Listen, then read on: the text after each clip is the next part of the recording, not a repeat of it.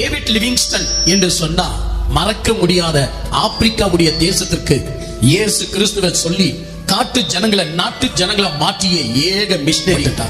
David பெரிய நோய்க்கு உள்பட்டுட்டார். முழு ஆப்பிரிக்கா தேசம் டேவிட் லிவிங்ஸ்டனுடைய ஊழியத்தினால் எல்லோரும் இறைவனை அறிந்து கொண்டார்கள். இன்றைக்கு கூட ஆப்பிரிக்காவுக்கு நீங்க செல்வீங்கன்னா ஆப்பிரிக்கால இருக்கக்கூடிய மீட்கப்பட்ட ஜனங்களை விட மற்ற தேசங்கள்ல பார்க்க ரொம்ப கஷ்டம். அந்த அளவுக்கு அந்த ஜனங்கள் சிறுமை உள்ளவர்கள். ஆனால் இறைவனை அறிந்து கொண்டார்கள். டேவிட் லிவிங்ஸ்டன் போகாத காடுகள் இல்லை என்று சரித்திரம் சொல்லுகிறது. ஆப்பிரிக்கால இருந்து அவருக்கு சொன்னாங்க, நீங்க போயிடுங்க இங்கிலாந்துக்கு, நீங்க இங்க இருந்தீங்கன்னா செத்துருவீங்க, உங்களுக்கு நோய் பெருசாயிடுச்சு.